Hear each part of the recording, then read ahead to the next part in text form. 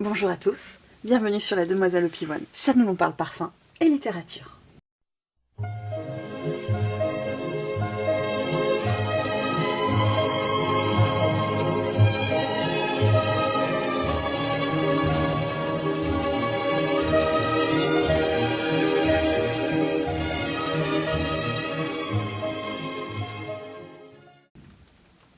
On se retrouve aujourd'hui pour une vidéo tag parfumé, et il s'agit du tag qui a été créé par Marion de la chaîne Dépend dans ce senteur. Alors la première question, quel parfum te rappelle tes vacances préférées? Alors, là j'ai décidé un tout petit peu de tricher parce que mes vacances préférées en fait ça faisait doublon avec la question numéro 2. Donc j'ai préféré vous parler de mes vacances rêvées. Et mes vacances rêvées en fait ce n'est d'autre que d'aller en Russie, découvrir Saint-Pétersbourg, Moscou, les villes le long de la Volga, prendre le transsibérien, voir le lac Baïkal, etc. Même les volcans de la Kamtchatka, pourquoi pas. Et donc en fait quand on pense Russie, on pense forcément au grand froid, c'est froid presque polaire, avec des températures négatives, vous voyez où on s'emmitoufle dans des fourrures pour se réchauffer. Et en fait pour cela, j'ai choisi un parfum qui je pense est plus beau par temps de grand froid. Alors j'avais pensé d'abord à Fille en aiguille de Serge Lutens. Vous voyez, il est juste là, j'avais pensé vous en parler. Mais à la réflexion, je me suis dit qu'il y en avait un qui était quand même plus approprié à ce voyage, et qui n'est autre que, sans surprise, encore une référence de Serge Lutens. Il s'agit de Iris Silvermist dans son flacon tout noir. Un parfum qui, je trouve, vraiment va se développer, va s'épanouir par temps froid. C'est là où il va être le plus beau, le plus glacial en fait, et qu'il va y avoir cette iris givrée presque, avec cette note de carotte. Magnifique, magnifique, magnifique, magnifique. Un parfum vraiment qu'il faut porter quand les températures avoisinent 0, voire quand il neige, c'est une merveille. La seconde question est, quel est le parfum qui te rappelle ton plus beau voyage? Alors mon plus beau voyage, je vais en décevoir certains, je pense, ce n'est pas du tout une île tropicale, avec des eaux turquoises, des palmiers, etc. Non, non. Mon plus beau voyage est beaucoup moins exotique. Il s'agit d'un voyage que j'ai fait il y a quelques années, c'était Budapest, tout simplement. J'y suis allée la première fois quelques jours avant Noël, et il s'est passé quelque chose de très émotionnel en fait en moi, quelque chose de l'ordre de l'affectif que je ne saurais vous expliquer. C'était un moment très fort. J'ai eu un coup de cœur en fait, tout simplement. Je pense que ça a réveillé en moi des émotions, quelque chose qui s'explique pas en fait. Et le parfum qui me rappelle ce voyage, il s'agit évidemment de mon Portrait of a Lady, qui est le parfum que je portais à ce moment-là et qui, pareil, est un parfum que je trouve encore plus beau par temps froid. Il m'enveloppait en fait de sa chaleur et de sa prestance. Une merveille. La troisième question est, quel parfum te rappelle ton enfance? Alors là, j'ai triché, beaucoup triché même. Je n'ai pas sélectionné non une référence, même pas 2 références, j'en ai sélectionné 3. Voilà, tant qu'à y être. Le premier dont je vais vous parler, c'est un parfum qui est discontinué, donc je ne vais pas vous en parler beaucoup, mais vous savez que je l'adore.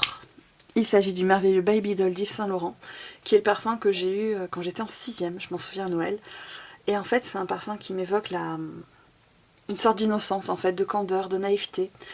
Les deux autres, je vais vous en parler très rapidement parce que je vous ai consacré 2 posts Instagram que je vous mettrai en barre d'infos. Le premier, c'est une référence en plus dont je vous ai déjà parlé dans ma vidéo sur mes parfums préférés de 2020.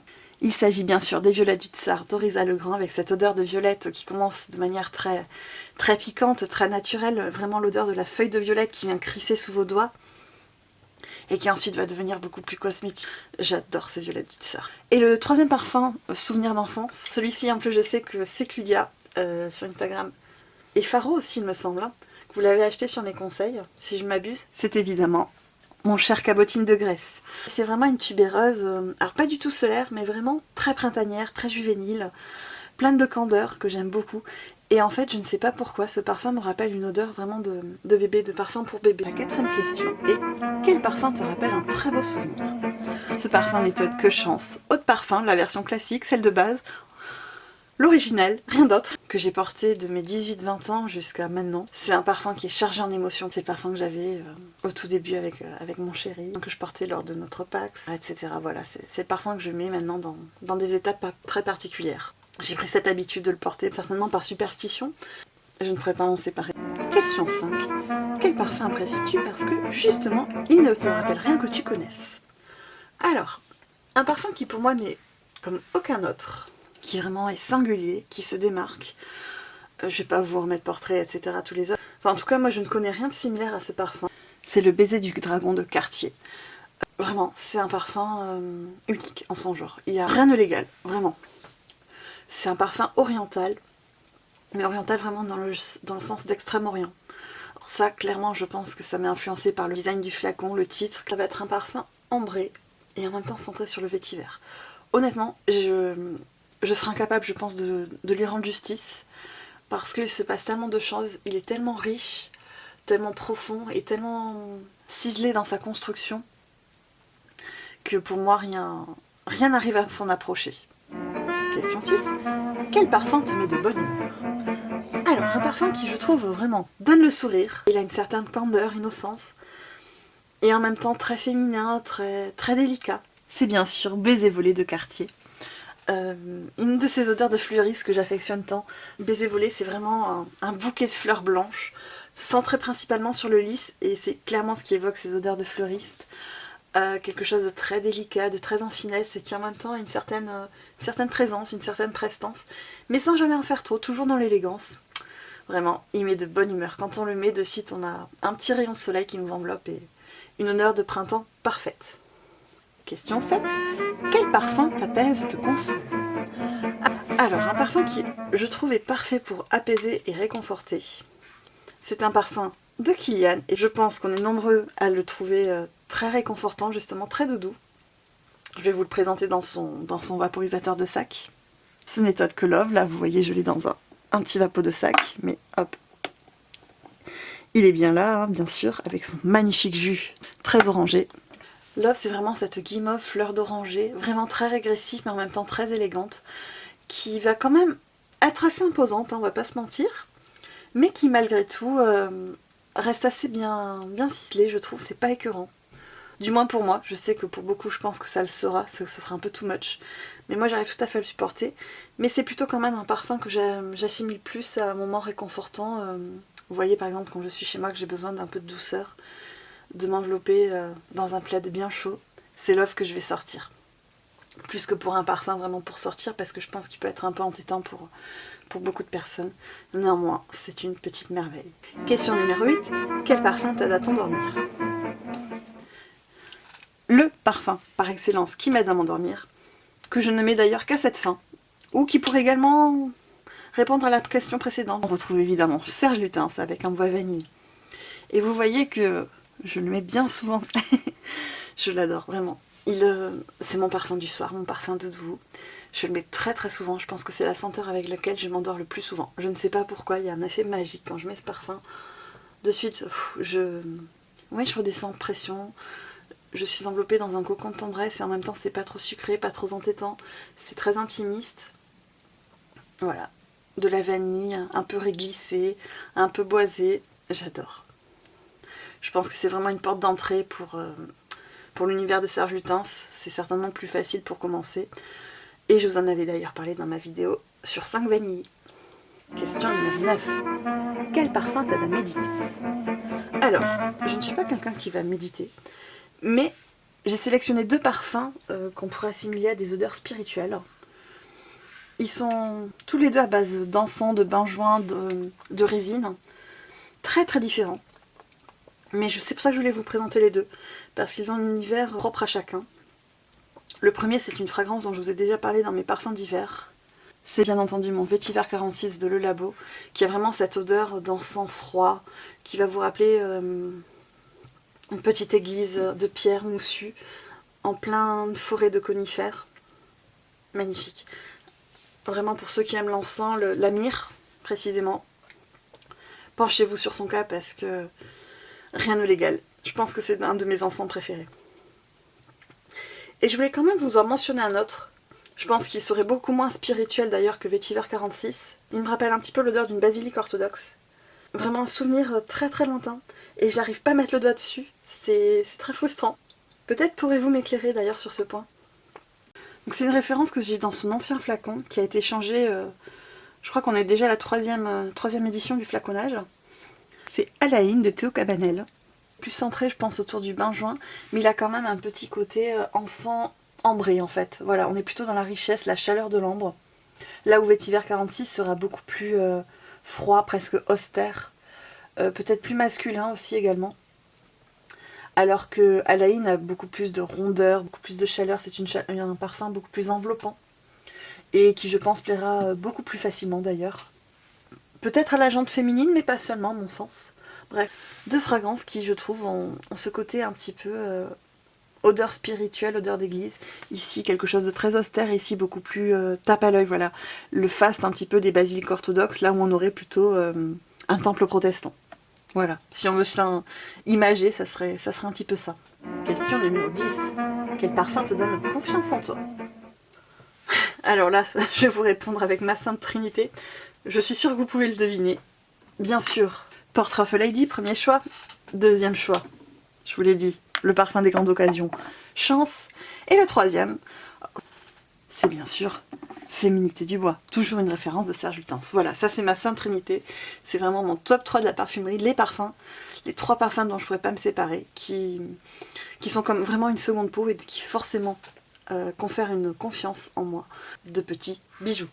Question numéro 11. Quel parfum portes-tu pour séduire? Est-ce que je vous fais l'injure de vous remontrer portrait? Non, on va s'arrêter là avec lui. C'est le parfum que mon homme préfère, donc forcément quand je vais être plus dans la séduction, c'est le parfum que je sors. Mais toutefois, il y en a 2 que je pourrais vous mentionner. Le premier, c'est bien entendu l'oriental, le magnifique, le mythique Chalimar. Vraiment le parfum dans lequel on se sent, je trouve, très femme, très assumée. Et oui, c'est une enveloppe de féminité, même si je pense j'ai entendu dire qu'il était très beau sur les hommes également. Mais pour moi, néanmoins, quand je le mets, c'est vraiment le parfum de la séduction par excellence, à mon sens. Et il y en aurait un autre. On va retourner chez Kilian. Il s'agit de Liaison dangereuse. Vraiment, cette poire, cette rose confite. Magique. Question numéro 12. Quel parfum portes-tu aujourd'hui et que dis-tu de ton esprit du jour?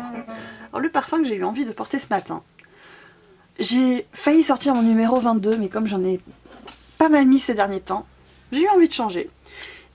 Là, je sais que Stéphane et Clotilde vont beaucoup aimer. C'est le majestueux The Revenge of Lady Blanche de Penhaligon's dans la collection des portraits. Cette odeur de jacinthe un petit peu verte où vraiment on a... Oui, c'est comme si on était chez un fleuriste. Voilà, on est encore dans ces parfums d'odeur de fleuriste que j'adore. J'adore ce parfum, je lui trouve une prestance, une élégance et en même temps quelque chose de très printanier et qui se démarque comme mine de rien.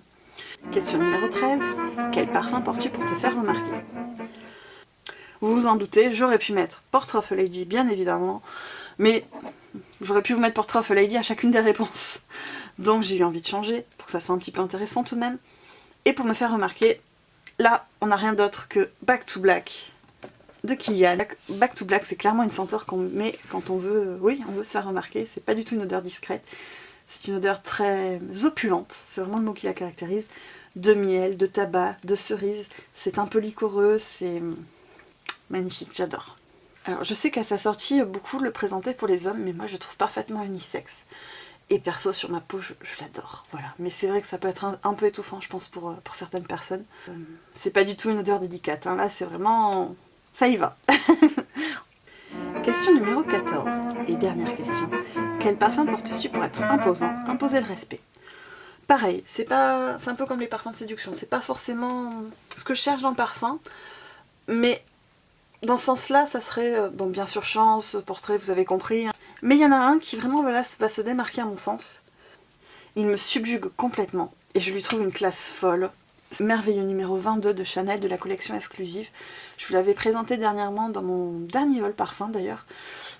Et vous voyez que le niveau a sacrément baissé. Alors j'en ai fait un décan de 10 ml pour une ligne très chère. Mais quand même, hein, je lui ai fait mal à ce petit flacon. Et voilà, je trouve qu'il a une classe folle ce parfum. De suite, on se sent très élégante. On aurait pu le mettre dans les parfums pour se faire remarquer. Mais il a quand même beaucoup plus de finesse, beaucoup plus de classe. C'est jamais trop en fait, je trouve, avec le numéro 22, c'est pas étouffant. Là où le Chanel numéro 5 sur moi ne fonctionne pas, je vous le dis très souvent, sur moi c'est une vulgaire odeur de savon. Là il y a une richesse en plus, une profondeur qui se dégage. avec vraiment ce côté pétillant des aldéhydes. Clémence Fragrance évoque souvent l'idée des bulles de champagne, et effectivement c'est tout à fait ça au final, hein, je trouve. Cette image est très juste, bien joué Clémence. Mais oui, le numéro 22 de Chanel, c'est un coup de foudre absolu, une classe intemporelle à mon sens.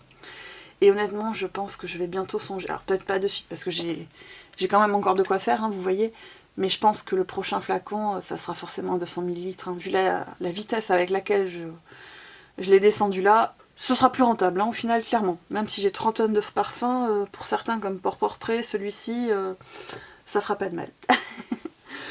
Bien écoutez, le tag est fini, mais clairement je serais très, très curieuse d'avoir vos versions à vous, que ce soit en commentaire, ça serait déjà chouette, ou pourquoi pas en vidéo sur Instagram, n'hésitez pas à me taguer, à taguer Marion également, vu que c'est son tag, afin qu'on puisse comparer nos réponses. Voilà, je vous souhaite une très très bonne journée parfumée, et à bientôt.